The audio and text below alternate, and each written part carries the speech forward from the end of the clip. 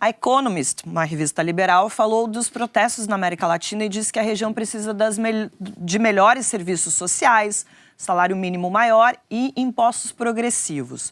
O ex-presidente Fernando Henrique Cardoso disse numa entrevista que a agenda econômica do governo, que ele chama de ultraliberal, é um fio desencapado, que pode levar a grandes protestos aqui no Brasil.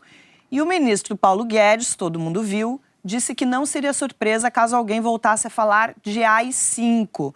Depois tentou remendar, propondo uma democracia responsável. Ô Pedro, que liberalismo é esse que relativiza a liberdade? Bem, não é. Sendo curto e grosso, não é. Não é. Paulo Guedes não é liberal. Paulo Guedes, o quê? Não, Paulo Guedes, obviamente, vem da escola de Chicago, tem uma linha econômica, a maneira como ele pensa a economia é muito ligada ao professor Milton Friedman, que é um dos grandes economistas do século XX. Agora, vamos voltar lá atrás. Em algum momento, entre John Locke e Jean-Jacques Rousseau, a gente está falando do século XVII, virada para o início do século XVIII, é que se começa a falar de liberalismo. A gente está falando de uma ideologia que é uma ideologia política, não econômica, política. A economia é um pedaço dela. Que tem mais de 300 anos de idade. Não existe nenhuma ideologia no mundo que seja tão antiga e ainda esteja em operação e governando tudo mais do que o liberalismo. Desde o século XIX, com os utilitaristas, o principal deles é um cara chamado John Stuart Mill, em que o liberalismo fala da importância de políticas sociais, de como políticas sociais são absolutamente fundamentais, por um motivo muito simples. Se você está com fome, você não tem como ser livre. Se faltam a você condições básicas de competir dentro do mercado, porque você não teve acesso à escola, você não é livre. Então, a pobreza é uma forma de opressão. Causa espanto imenso a muitos dos ditos liberais brasileiros quando você fala que John Maynard Keynes, que é o outro grande economista do século XX, era liberal. Ele pertenceu ao Partido Liberal Britânico toda a vida dele, ele era visto como liberal no Reino Unido, ele foi tratado e continua sendo tratado pelo Economist e pelo Financial Times como liberal. Ele é visto como liberal nos Estados Unidos. Aliás, o Partido Democrata, às vezes as pessoas aqui no Brasil ficam falando é que liberal nos Estados Unidos quer dizer esquerda. Não quer. Liberal nos Estados Unidos quer dizer liberal. É uma das vertentes do liberalismo, que é o social-liberalismo, que era ligado ao Keynes, que vem dos utilitaristas, é um movimento inglês do final do século XIX, enfim. Por aí vai. A ideia de laissez-faire, de alguma forma, o que é o laissez-faire? É economia, total liberdade, o governo não se mete em nada, capitalismo selvagem. Isto não é liberalismo, isto é uma visão extremista que, de alguma forma, para alguns brasileiros, colou com um adjetivo de liberalismo. Isso tem muito a ver com a Margaret Thatcher e o Ronald Reagan nos anos 80, que não eram e não são liberais. Eles adotaram, dentro do conservadorismo, uma política econômica liberal, o que não faz deles liberais, o que não faz com que eles sejam percebidos nem no Reino Unido, nem nos Estados Unidos como liberais, e, no entanto, para os liberais brasileiros, eles são o suprassumo do liberalismo. Mas, Pedro, deixa eu só perguntar, entrou na moda agora as pessoas se dizerem liberais na economia, conservadores nos costumes, isso existe? Ou é só uma desculpa, ou é só mais confortável se dizer liberal do que assumir essa posição conservadora como um todo? Eu acho que O conservadorismo dá voto, né? O liberalismo nem tanto. O liberalismo pode... Sim, essa jabuticaba brasileira se deu porque, enquanto você tinha um embate de quem fazia política liberal negando o liberalismo, né? Você tem talvez o governo que tem avançado mais nas reformas liberais até hoje, o governo de Fernando Henrique, e o incomoda muito até hoje ser chamado de neoliberal, virou um xingamento. Sim. Né? Porque ele era liberal, né? Não era neoliberal. Mas ele nunca se assumiu liberal. Ele não se assume liberal em nenhuma hipótese. Ele não se assume liberal, mas ele fez um governo liberal. Eu concordo, Pedro, mas ele não se assume. Quando ele se olha no espelho, ele vê um social-democrata. Ele não olha para o espelho e vê um liberal, embora eu concorde. Ele teve o governo mais liberal até hoje. Já o conservadorismo, ele permitiu que essa nova direita que apareceu com Bolsonaro fosse disputar com a população mais pobre, nas periferias, nos morros. Nesse discurso da ordem, ele conseguiu entrar num ambiente de disputa, onde a disputa saiu do rico contra o pobre, porque era isso que o petismo e a esquerda tradicional brasileira colocavam. Então você tinha o patrão e o rico contra o pobre. Guerra de classes do Marx. Guerra de classe de Marx, básico. O conservadorismo jogou homem de bem contra vagabundo. Então você tirou...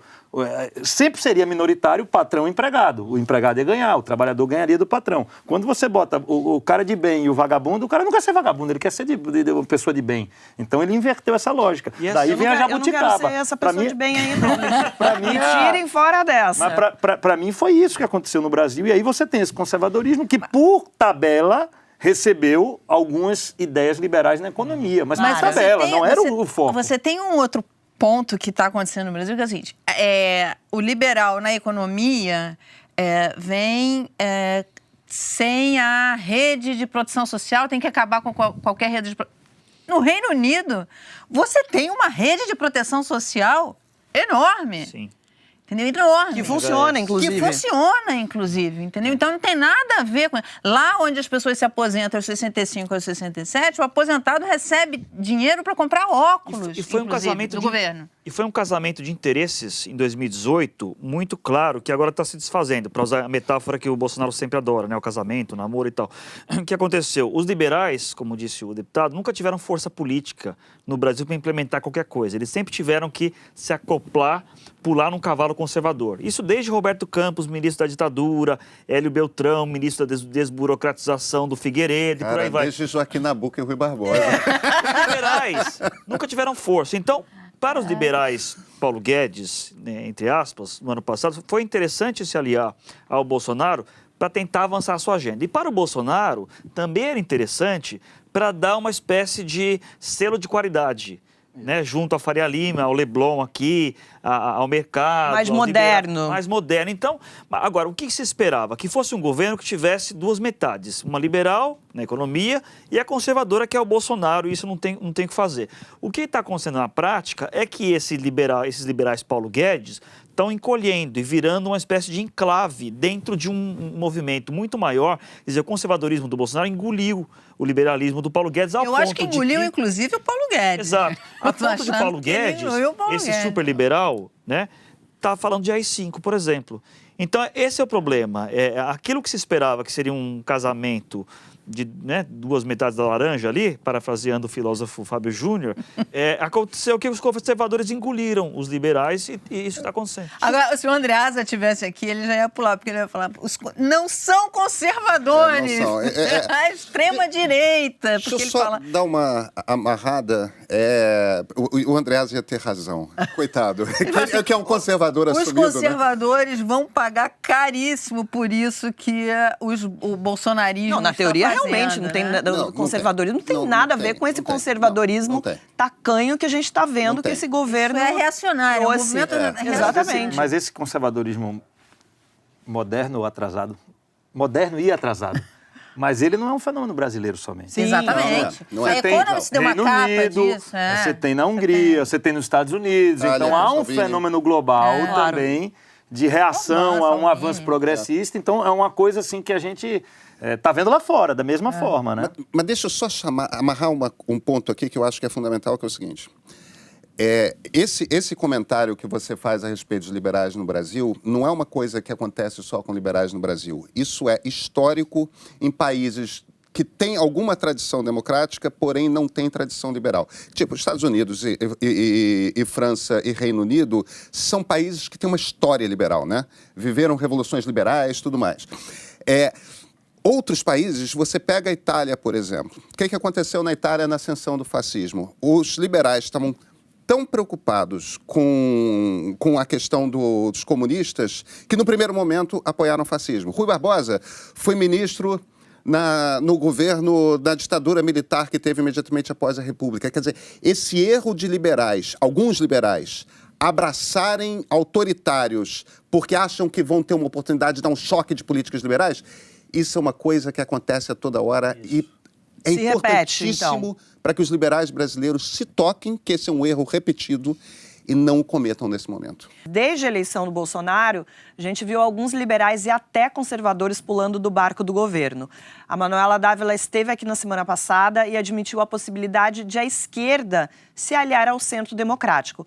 O Daniel, você faz parte do Livres, o movimento que saiu do PSL depois que o Bolsonaro entrou.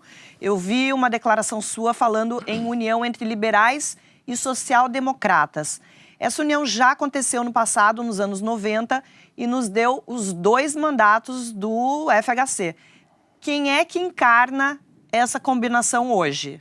Quero começar por você, mas quero que todo mundo... Eu acho que assim, para a gente ter uma possibilidade de vitória do centro, você precisa ter um centro mais amplo. Se você tem uma candidatura que fica restrita a um centro-esquerda, ou uma candidatura restrita à centro-direita, ela não tem volume para combater a polarização. Você vai ter nas duas pontas o barulho do petismo e do bolsonarismo, e isso tende a ficar pulverizado, como a gente viu na última campanha. O Alckmin ocupando um espaço na centro-direita, o Ciro ocupando um espaço na centro-esquerda. E acho que o Dória repete agora um pouco o que Alckmin fazia. Ele está ali numa centro-direita, não tem espaço para ele. A gente vai precisar de alguém que consiga dialogar com quem, porventura, foi eleitor de Ciro e quem, porventura, foi eleitor de Alckmin, de Meirelles, até do Novo, nesse ambiente mais à centro-direita. Sim, que pegue todos esses votos. Todos né? esses votos, porque aí você estaria unindo o que, de fato, é o centro democrático.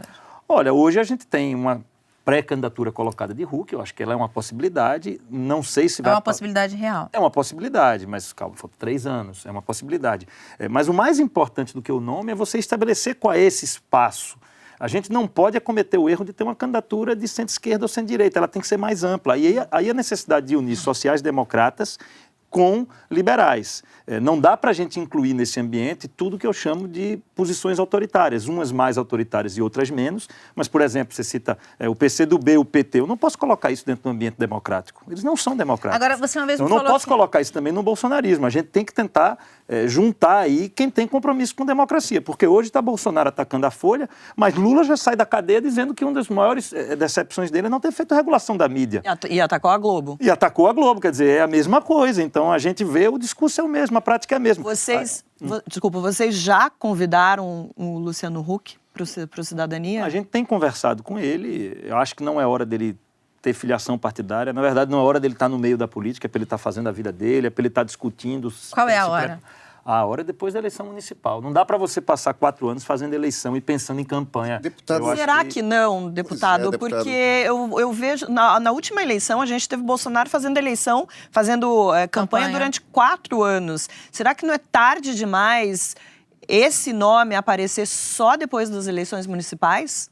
Eu acho que há uma sensação no Brasil hoje de que as pessoas elas não estão querendo a guerra pela guerra. Então, assim, por mais que muitos discordem do governo Bolsonaro, quem está fora do calor da política quer que o Brasil dê certo. Então, não é porque o cara discorda de Bolsonaro numa posição dele num determinado assunto que ele quer que o Brasil dê errado. A gente tem que ter cuidado para fazer uma construção, não a construção de quem está trabalhando e torcendo para dar errado, mas de quem está tentando, ao longo desse período, ajudar a dar certo, mesmo discordando, e a partir daí você construir uma solução. Eu observo com muita clareza, nesse momento, há um desgaste do ambiente que votou em Bolsonaro, pelo menos uma parcela do eleitor dele se sente decepcionado com alguns assuntos, e há um desgaste também da posição do PT, do PDT, que é uma posição de torcer para o Brasil dar errado, quer dizer, é pedir para dar errado. Sabe por que o Brasil não tem protesto hoje na rua? Não tem, porque o PT quer assumir isso como pauta dele. O PT está dizendo, nós vamos... Então ninguém vai sair para rua. Não há uma pauta única que leve pessoas de vários espectros. Ninguém vai sair para a rua com o PT para levantar a bandeira de Lula livre. As pessoas preferem ficar em casa. Então, assim, esse sentimento de querer que dê errado, ele não pode ser o sentimento do centro. Esse ambiente desse centro democrático, que vem dos sociais-democratas e dos liberais, ele tem que ser um ambiente que vamos dizer o seguinte, a gente tem um presidente que está eleito. Discordamos de várias questões deste governo. Em algumas outras a gente tem convergência. O que é que a gente tem que tentar fazer? Avançar no que é positivo e tentar diminuir os danos daquilo que está errado. Quer dizer, é tentar construir solução para o Brasil. Não dá para a gente passar 4 anos na guerra. Isso ficou muito a gente claro destrói o Brasil, ninguém aguenta mais. Na votação da Previdência, com, por exemplo, posicionamento de alguns deputados, tipo Tabata Amaral, Felipe Rigoni, que foram punidos por seus partidos. Sim, claro. Por tentarem contribuir para fechar uma proposta de reforma. Como agora a agenda de saneamento, a gente discutiu o marco de saneamento, o negócio que deu errado 40 anos no Brasil, a pauta fala por si só, a gente tem que focar nisso e tentar ultrapassar vamos dizer, esse deserto. É um deserto a ser ultrapassado, assim, com muito sol na cabeça e pouca água. Mas eu não acho que se a gente começa a fazer campanha agora, se a gente lança um candidato e começa a fazer campanha agora, a gente corre o risco de ficar com um comportamento parecido com o comportamento do PT. Quando você lança uma campanha, você começa a ir para o combate. E eu acho que é hora de combater, mas é hora também de construir. De construir e de tentar conciliar, porque imagina a crise no Brasil se a gente parte para um confronto. Já tem o PT e o PDT, melhor, né? O PT e o PDT fazendo isso. Se esse ambiente é o centro, vai para esse... Bolsonaro hoje tem quantos deputados na Câmara? 20? Eu discordo, deputado. Ó, eu quero saber de vocês, Legítimo. mas tem que ser bem rapidinho, a gente já vai passar para outro assunto. Quem é esse nome que aglutina centro-esquerda, centro-direita? Não existe. Ainda não. Ainda não. Acho que pode ser o Huck, mas eu me pergunto se a população quer esse centro. Um ano atrás, parece que faz uma década, mas a eleição foi um ano atrás apenas. Claro, muita coisa mudou, mas quem era o centro? Alckmin teve 4%, Marina teve 1%, o Meirelles teve 1%, e é isso. Eu agrego o Ciro porque eu coloco que esse centro-esquerda tem que vir. Eu teria dificuldade de chamar o Ciro de centro. Não, ele não, o eleitor dele. Assim como eu acho engraçado também a gente chamar o Dória de centro-direita, né? O Dória só é centro-direita porque o Bolsonaro é direita, senão o Dória seria direita também, mas enfim. Eu acho que o Bolsonaro é de extrema-direita e o Dória é de direita, mas tudo bem. Mas o fato eu sei que na Folha vocês decidiram que não é de extrema-direita. O fato é que se chama o Dória de centro-direita, mas enfim, tudo uma questão de parâmetro também. Mas o meu ponto é o seguinte, construir o centro é muito difícil, é muito complicado, porque o centro não é apenas a ausência dos extremos, não é apenas aquilo que não está nos extremos. Você tem que ter uma identidade para o centro, um programa econômico, um discurso social. E nesse ambiente que nós estamos vendo de extrema polarização, eu não vejo isso sendo feito de maneira fácil e não sei se eu acredito que daqui a 2 anos vai ser muito diferente. Então, assim, o desafio de construir o centro é muito difícil, porque as pessoas já mostraram recentemente que não tem interesse nisso, o eleitorado, e embora haja o desgaste do Bolsonaro, embora haja o desgaste do PT, ainda, os dois polos são ainda quem mobiliza mais, tanto na vida real como nas redes sociais. Então, acho que vocês, né, do Livre, Cidadania, vão ter um desafio muito grande. O desafio é imenso e eu diria que ele é bem difícil de ser conquistado. Por isso, você tem que unir um ambiente mais largo. Não dá para a gente ficar restrito, por exemplo, no que representa o Livres, que é um liberalismo mais clássico, tradicional. Só esse ambiente não vai nos levar à vitória. A gente vai precisar ter uma amplitude maior. E você vê espaço, por exemplo, para reunir um deputado, uma deputada tipo Tabata Amaral com Kim Kataguiri? Você acha que eles têm convergência? Eu acho que tem. Acho que você tem aí um liberal e uma social-democrata. Desculpa, Kim Kataguiri agora é centro, né? Com base no que estamos vivendo. Eu acho que eles passaram um momento mais à direita e depois recuaram um pouco para uma posição mais liberal. Eu acho que se você não dialogar de Kim a Tabata, você não vai fazer volume para ganhar uma eleição.